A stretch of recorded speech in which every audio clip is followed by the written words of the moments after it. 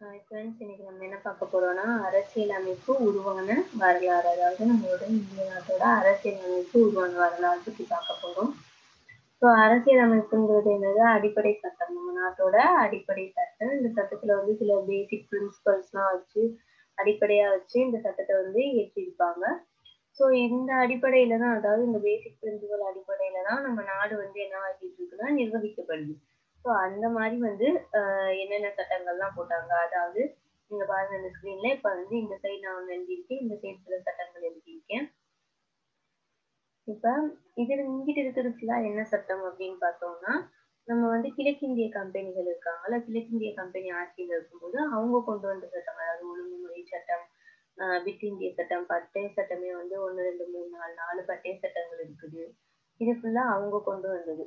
So after கிழக்கிந்திய கம்பெனியோட இது முடிஞ்சுட்டு, அதாவது இந்திய பிரிட்டிஷ் ஆட்சியை வந்து நேரடியா கொண்டு வந்ததுக்கப்புறம் அவங்க சில சட்டங்கள் போட்டாங்க. அது என்னென்ன அப்படின்னா, இந்த பக்கம் இருக்கு. இந்திய அரசாங்க சட்டம், கவுன்சில் சட்டம், அப்புறம் இந்திய அரசு சட்டம், விடுதலை சட்டம் அப்படின்னு இவங்க வந்து சில சட்டங்கள்லாம் வந்து இயற்றினாங்க. ஸோ அதை பத்தி தான் இப்ப இன்னைக்கு வந்து பார்க்க போறோம். ஸோ 1600 அப்ப வந்துட்டு இங்கிலாந்து ராணி வந்து எலிசபெத் என்ன பண்ணாங்கன்னா, அவங்க கிட்ட வந்து அனுமதி வாங்கிட்டு கிழக்கிந்திய வணிக குழு வந்து எங்க வந்துச்சுன்னா நம்ம இந்தியாவுக்கு வந்து வருகை தந்தது. அதுக்கப்புறமா 1765ல வந்து முதல் வங்காள அரசரிடம் வந்து பீகார், ஒரிசா ஆகிய மாநிலங்கள்ல இருந்து திவானி ஒப்பந்தத்தை வந்து பெற்றுட்டாங்க. என்ன திவானி ஒப்பந்தம் அப்படின்னா என்ன அப்படின்னா, பீகார், வங்காளம், ஒடிசா மாகாணங்களில் வரி வசூலிக்கும் உரிமை மற்றும் நீதி உரிமையை பெற்றுக்கொண்டது. அதாவது இந்த 3 மாநிலங்கள்ல மாகாணங்கள்ல இருந்தும் வரி, அந்த வசூலிக்கிற உரிமை, நீதி உரிமை இது எல்லாத்தையுமே வந்து 1765ஆம் ஆண்டு அந்த அரசர்களிடம் வந்து வாங்கிக்குவாங்க. அடுத்து இதெல்லாம் முடிஞ்சதுக்கு அப்புறம் 1858 சிப்பாய் கழகத்துக்கு பிறகுதான் வந்து இங்கிலாந்து அரசு வந்து இந்தியாவை வந்து முழுசா வந்து ஒரு நிர்வகிக்கும் பொறுப்பை வந்து உரிமையை வந்து பெற்றுக்கிறாங்க. 1765ல இருந்து 1858 இந்த இடைப்பட்ட காலத்துல வந்து இந்தியா வந்து நிர்வகிக்க வந்து கிழக்கிந்திய வணிக குழு, அப்புறம் வந்து இங்கிலாந்து அரசு அவங்க 2 பேரும் இயற்றிய சில சட்டங்களை பத்தி தான் இந்த இதுல வந்து பார்க்க போறோம்.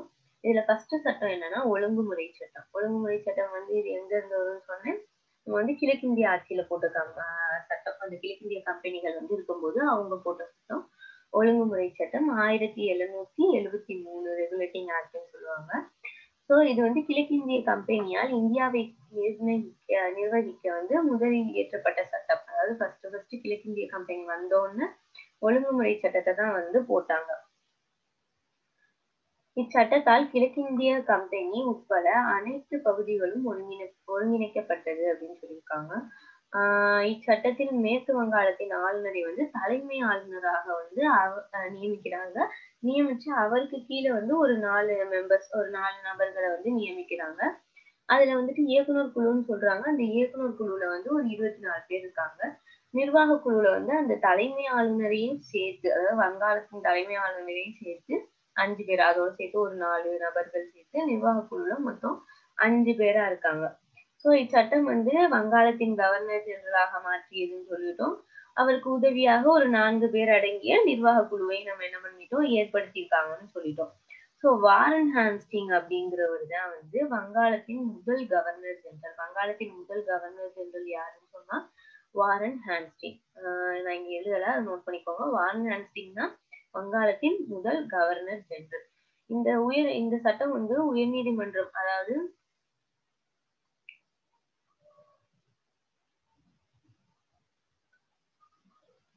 1773ல வந்து உயர்நீதிமன்றத்தை வந்து கல்கத்தாவுல அமைய வழிவகை செஞ்சது வந்து இந்த சட்டம் தான். இந்த சட்டம் வந்து முதல் முறையாக மைய அரசாங்கம் அமைவதற்கு அடித்தளமானது அப்படின்னு சொல்றாங்க. எந்த அரசாங்கம் அமைவதற்கு, மைய அரசாங்கம் அமைவதற்கு முதலாக வந்து அடித்தளமிட்டது வந்து இந்த ஒழுங்குமுறை சட்டம் அப்படின்னு சொல்றோம். ஸோ இப்ப வந்துட்டு இங்க கொடுத்திருக்கேன் பாருங்க. முதல் தலைமை ஆளுநர் யாரு? Warren Hastings. அப்ப இங்கிலாந்து பிரதமரா இருந்தவர் யாரு? நார்த் பிரபு அப்படிங்கிறவர் தான் இங்கிலாந்து வந்து பிரதமரா இருந்தாரு. இதுல சொன்னேன். வங்காளத்தின் கடைசி ஆளுநர் யாருன்னு கேட்டாலும் வாரன் ஹேஸ்டிங் தான் சொல்லணும். கவர்னர் ஜெனரல் ஆஃப் பெங்கால் யாருன்னு கேட்டாலும் வந்து வாரன் ஹேஸ்டிங் தான். அது குழப்பிக்காதீங்க. ஸோ பம்பாய் மற்றும் சென்னையை வந்து தனி மாகாணங்களாக வந்து அப்பதான் வந்து அமைக்கிறாங்க. அடுத்து 1774 வந்து கல்கட்டாவில் வந்துட்டு உயர் நீதிமன்றம், அதாவது அந்த சட்டத்தை வந்து 73ல வந்து வழிவகை செஞ்சு 74ல வந்து 1874ல வந்து கல்கட்டாவில் உயர் நீதிமன்றம் வந்து நிறுவப்பட்டுடுச்சு. நிறுவப்பட்டதுக்கு அப்புறம் வந்து அங்க ஒரு நீதிபதி இருக்கணும்ல. ஸோ அந்த நீதிபதி யாரு? அதாவது முதல் நீதிபதி 1774ல வந்து கல்கட்டாவில் நீதிமன்றம் நிரூபிக்கப்பட்டதுக்கு அப்புறம் முதல் நீதிபதி யாரு அப்படின்னா சர் எலிஜா இந்தே அப்படிங்கிறவர் தான் வந்து முதல் நீதிபதியா இருக்காங்க. ஸோ இதுல வந்து எந்த சட்டத்துல, அதாவது ஒழுங்குமுறை சட்டத்துல வந்து இந்த இரட்டை ஆட்சி முறையை வந்து ஒழிப்பு பண்ணிட்டாங்க. ஒழிப்பு. அடுத்து மாவட்ட ஆட்சி அந்த பதவி இருக்குல்ல, நம்ம இப்ப சொல்றோம்ல, அப்ப அதை மாவட்ட ஆட்சியர் பதவியை வந்து உருவாக்குறாங்க. உருவாக்கிட்டு கருவூலம், அதாவது இப்ப நம்ம ட்ரெஷரி சொல்றோம்ல, கருவூலம், அதை வந்து முர்ஷிதாபாத்ல இருந்து கல்கத்தாவுக்கு என்ன பண்றாங்கன்னா மாத்துறாங்க. முர்ஷிதாபாத்ல இருந்து ஏற்கனவே இருந்த கருவூலத்தை எங்க கொண்டு போறாங்க? கல்கட்டாக்கு மாத்துறாங்க. அதே மாதிரி கல்கட்டால ஏற்கனவே என்ன கொண்டு வராங்க? உயர் நீதிமன்றமும் கொண்டு வராங்க. இதுக்கப்புறம் என்னன்னா 1781ஆம் ஆண்டு ஒழுங்குமுறை சட்ட திருத்தத்தின் மூலம் உச்ச நீதிமன்றத்தின் அதிகாரம் வந்து குறைஞ்சிருச்சு. அதுக்கப்புறம் என்ன பண்றாங்கன்னா நிர்வாக குழுவோட அதிகாரத்தை வந்து உயர்த்திட்டாங்க. அதாவது கோர்ட்டோட அதிகாரத்தை குறைச்சிட்டு நிர்வாக குழுவோட அதிகாரத்தை என்ன பண்ணிடுறாங்க? உயர்த்திட்டாங்க. அது என்ன சொல்றாங்கன்னா ஆக்ட் ஆஃப் செட்டில்மெண்ட்ஸ் அப்படின்னு சொல்றாங்க. ஸோ இது என்னது? ஒழுங்குமுறை சட்டம். நெக்ஸ்ட் என்னன்னா பிட் இந்திய சட்டம். அடுத்தது வந்து பிட் இந்திய சட்டம் 1784 பிட்ஸ் இந்தியா ஆக்ட் அப்படின்னு சொல்றோம். ஸோ ஒழுங்குமுறை சட்டத்தின் குறைகளை வந்து நீக்கி ஒரு புதிய சட்டத்தை வந்து உருவாக்குறாங்க. அதே வந்து இந்த பிட் இந்திய சட்டம். இதுல வந்து இயக்குனர் குழுவுக்கு வந்து வணிக உரிமை, அதாவது வர்த்தகம் அப்படி சொல்லுவோம்ல, வணிக பொறுப்பு, அதை மட்டும் அழிச்சிட்டாங்க.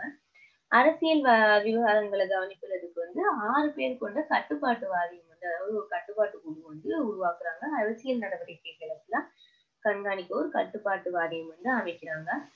இந்திய நிர்வாகங்களை வந்து கவனிப்பதற்கு இங்கிலாந்து அரசாங்கத்தின் தனித்துறை ஒன்று அமைத்தது. ஸோ இங்கிலாந்துல வந்து தனியா வந்து இந்திய நிர்வாகங்களை கவனிக்கிறதுக்கு அங்கு ஒரு தனித்துறை ஒன்று அமைச்சிருக்காங்க. இங்கிலாந்து அதற்கு உட்பட்ட இந்திய பகுதிகள் அப்படிங்கிறத முதல்ல வந்து இப்பதான் சொல்றாங்க. அதாவது இந்த பிட் இந்தியா சட்டம், ஒழுங்குமுறை சட்டம் கொண்டு வந்ததுக்கு அப்புறம் என்ன பிட் இந்தியா சட்டம், அதாவது ஒழுங்குமுறை சட்டத்துல இருந்து சில திருத்தங்கள் எல்லாம் திருத்தி புதிய சட்டம் உருவாக்குறாங்க. அதான் பிட் இந்தியா சட்டம். ஸோ இங்கிலாந்து ஆட்சிக்கு உட்பட்ட அந்த பரப்பளவுக்கு உட்பட்டது வந்து இந்திய பகுதி அப்படின்னு முதல்ல வந்து இந்த சட்டம் போட்டதுக்கு அப்புறம் தான் சொல்றாங்க. ஸோ இப்போ ஒருத்தர் வராரு, யாருன்னா காரன்வாலிஸ். இவர் வந்து பிட் இந்திய சட்டத்தை வந்து திருத்தம் செய்யறாரு. பிட் இந்திய சட்டம் என்ன 1784ன்னு சொன்னேன். ஸோ 84க்கு அப்புறம் காரன்வாலிஸ் என்ன பண்றாருன்னா பிட் இந்திய சட்டத்தை வந்து 1784 பிட் இந்திய சட்டத்தை 86ல வந்து திருத்தம் பண்றாரு. சட்ட அதிகாரத்தையும் மேலும் ராணுவ தலைமை, இது எல்லாம் வந்து யாருக்கு கீழே போகுதுன்னா தலைமை ஆளுநரிடம் தான் வந்து போகுது. தலைமை ஆளுநர் கீழே வந்து இந்த சட்டம் எல்லாம் வந்து என்ன பண்ணிடுது? போயிடுது. இதுக்கப்புறமா என்ன ஒரு சட்டம் வருதுன்னா அதே பிட் இந்திய சட்டம் 1793ல ஒண்ணு போடுறாங்க. 93ல இந்த சட்டத்தை என்ன சொல்றாங்க அப்படின்னா சாசன சட்டம் அப்படின்னு சொல்றாங்க. பிட் இந்திய சட்டத்தை என்ன சொல்றாங்கன்னா சாசன சட்டம்னு சொல்றாங்க. ஸோ இதுக்கு முன்னாடி வந்துட்டு வணிக உரிமை வந்துட்டு இருந்ததை வந்து இவங்க என்ன பண்றாங்கன்னா ஒரு 20 வருஷத்துக்கு வந்து அதிகரிக்கிறாங்க. அதாவது இந்த வர்த்தகம் இதெல்லாம் பண்ற உரிமைகளை வந்து இன்னும் 20 வருஷத்துக்கு வந்து என்ன பண்றாங்கன்னா இந்த பட்டய சட்டத்துல வந்து அதிகரிக்கிறாங்க. அதிகரிச்சதுக்கு அப்புறமாட்டி கட்டுப்பாட்டு வாரிய உறுப்பினர்கள் அவங்க சம்பளம்லாம் வந்து நம்ம ஃபர்ஸ்ட் எதுல இருந்து கொடுத்துட்டு இருந்தாங்கன்னா இந்தியாவோட வருவாயில இருந்து தான் கொடுத்துட்டு இருந்தாங்க. அதாவது எது வரைக்கும் கொடுக்கணும்னு சொல்லியிருந்தாங்கன்னா 1919ஆம் ஆண்டு வரை கொடுக்கப்பட்டது அப்படின்னு சொல்லியிருக்காங்க. வணிக உரிமையும் கூட்டி சம்பளத்தையும் வந்து இந்தியாட்ட இருந்தே வந்து என்ன பண்ணியிருக்காங்க? வாங்கியிருக்காங்க. அடுத்த பட்டய சட்டம் வந்து 1813ல கம்பெனியின் வாணிப முற்றுரிமை வந்து முழுவதுமாக ஒழிக்கப்பட்டுருச்சு. ஒழிக்கப்பட்டதுக்கு அப்புறம் இந்தியாவில் வந்து இலக்கியம் அப்புறம் கல்வி வளர்ச்சிக்காக வந்து ஆண்டுதோறும் என்ன பண்றாங்கன்னா 1,00,000 ரூபாய் வந்து ஒதுக்கீடு பண்றாங்க. ஸோ கல்விக்காக 1,00,000 வந்து என்ன பண்ணியிருக்காங்கன்னா நிதி வந்து ஒதுக்கிட்டே இருக்காங்க. இதே மாதிரி சமயங்களை பரப்புறவர்களுக்கு வந்து இந்தியாவுக்கு வந்து அனுமதி தராங்க. அதாவது இங்கிலாந்துல இருந்து கிறிஸ்தவ சமயத்தை வந்து பரப்புறதுக்கு வந்து சமய பரப்புபவர்கள் இருப்பாங்கல்ல, அவங்களுக்கு வந்து அனுமதி அளிச்சு இந்தியாவுக்கு வந்து அனுப்புறாங்க. இதுக்கு நடுவில் நம்ம என்னென்ன வருதுன்னா தேயிலை வர்த்தகம் வந்து சீனாவோட வர்த்தகம் வச்சுக்கிறாங்க. இதெல்லாம் வந்து எப்ப வச்சுக்கிறாங்க? பட்டய சட்டம். பட்டய சட்டம் 1813ல வந்து வச்சுக்கிறாங்க. அடுத்த பட்டய சட்டம் எப்போ வருதுன்னா 1833. இது ஒரு இம்பார்ட்டன்டான பட்டய சட்டம்.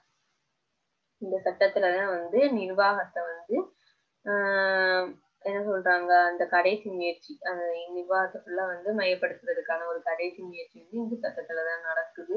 ஸோ கிழக்கிந்திய வணிக குழு வந்து இந்தியாவுல வந்து வணிகத்தை வந்து தொடர அனுமதிக்க வந்து படல. இதுக்கு முன்னாடி வரைக்கும் 20 வருஷம் இன்க்ரீஸ் பண்ணாங்க.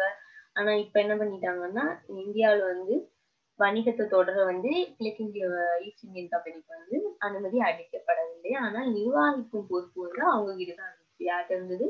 கிழக்கிந்திய கம்பெனிகிட்ட தான் நிர்வாகிக்கும் பொறுப்பும் இருந்துச்சு.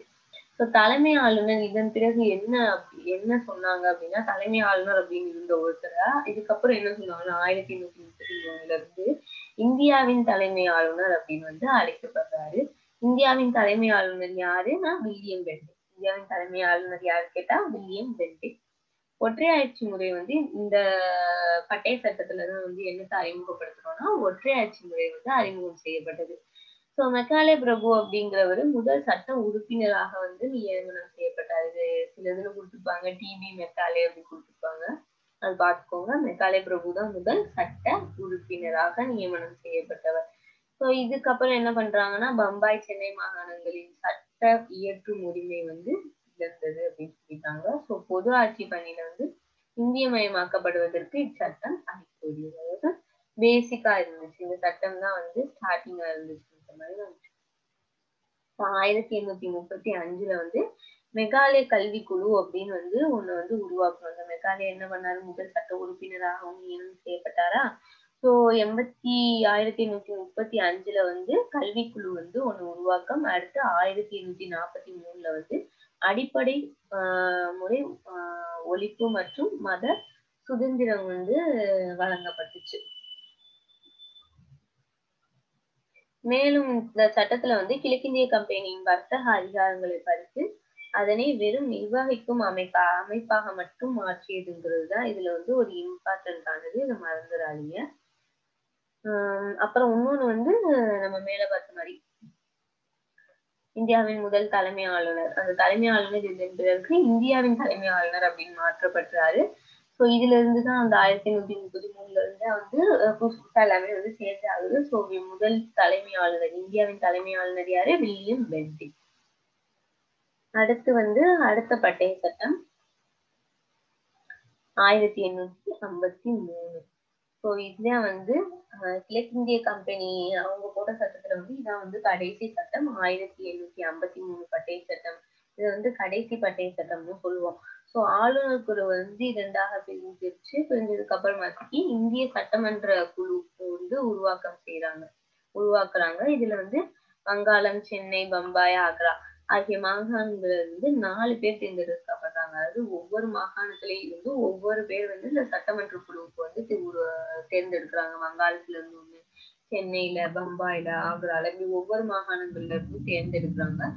ஸோ மெகாலய குழு வந்து பரிந்துரையின் பெயரில் இந்திய அரசு பணிகளுக்கு போட்டித் தேர்வு நடைபெறுது. அதாவது இப்ப தேர்வுகள்லாம் நடைபெறுது. அது வந்து போட்டித் தேர்வு வந்து மெகாலய குழுவின் பரிந்துரைப்படி. இங்க மேல பார்த்தோம்னா மெகாலய கல்விக்குழு அப்படின்னு அதுல இருந்த பேஸ் தான் இது வந்து ஒரு கல்விக்குழு வந்து இந்த சட்டத்தை வந்து உருவாக்குறாங்க. இதுல வந்து என்ன சொல்றாங்கன்னா இந்தியர்களும் இதுல வந்து பங்கு கொள்ளலாம் அப்படின்னு சொல்றாங்க. இந்தியரும் இந்த சட்டத்தின் மூலமாக வந்து ஒரு முக்கியத்துவத்தை பெற்றாங்க. அடுத்த 1854ல வந்து சார்லஸ் வுட்ஸ் கல்விக்குழு வந்து ஒண்ணு வருது. அது வந்து என்னது? இந்திய ஆங்கில கல்வி மகாசாசனம் அப்படின்னு சொல்றாங்க. 1854ல வந்து சார்லஸ் வுட்ஸ் கல்விக்குழு வருது. அடுத்து வங்காளத்தின் ஆளுநராக இல்லாது இந்தியாவின் முதல் தலைமை ஆளுநராக யாரு வரான்னா டல்ஹௌசி. இந்தியாவின் முதல் தலைமை ஆளுநர் யார் வரா? டல்ஹௌசி. இதுல வந்து இந்த தலைமை ஆளுநர் நிறைய தடவை வரும். ஸோ இத கரெக்ட்டா பார்த்து வச்சுக்கோங்க. இந்தியாவின் முதல் தலைமை ஆளுநர் யாரு அப்டின்னா, டல்ஹௌசி வராரு. இதுக்கப்புறம் 1857ல வந்து சிப்பாய் கழகம் வந்து ஏற்பட்டவுடன், இங்கிலாந்து அரசின் கீழ் எல்லாமே என்ன போயிடுது, இந்திய நிலப்பரப்பு கொண்டு வரப்படுது. ஸோ இதுக்கப்புறம் என்ன பண்ணிடுறாங்க, இங்கிலாந்து அரசுக்கு கீழ வந்து எல்லாத்தையும் வந்து கொண்டு போயிடுறாங்க. ஸோ இது வந்து கிழக்கிந்திய கம்பெனி உருவாக்கிய சட்டம். கிழக்கிந்திய கம்பெனி அவங்களோட இது நடக்கும்போது, அதுக்கு கீழ உருவான சட்டங்கள் பத்தி தான் இதுல பார்த்தோம். இது ஃபர்ஸ்ட் பார்ட். இதுக்கு அடுத்த செகண்ட் பார்ட்ல வந்து நம்ம வந்து இங்கிலாந்து அரசுகிட்ட போனதுக்கப்புறம், பிரிட்டிஷ் அரசுகிட்ட போனதுக்கப்புறம் அது நேரடியா வந்து என்னென்ன சட்டங்கள் பார்க்கலான்னு அடுத்த வீடியோல பார்ப்போம். இதுல ஏதாவது டவுட் இருந்துச்சுன்னா கமெண்ட் பண்ணுங்க. இல்ல உங்களுக்கு தெரிஞ்ச விஷயம் ஏதாவது இதுல இன்க்ளூட் பண்ணணும்னா அதையும் கமெண்ட் பண்ணுங்க. நம்ம இந்த வீடியோவோட சேர்த்து அந்த இதையும் இன்க்ளூட் பண்ணிக்கலாம். Thank you.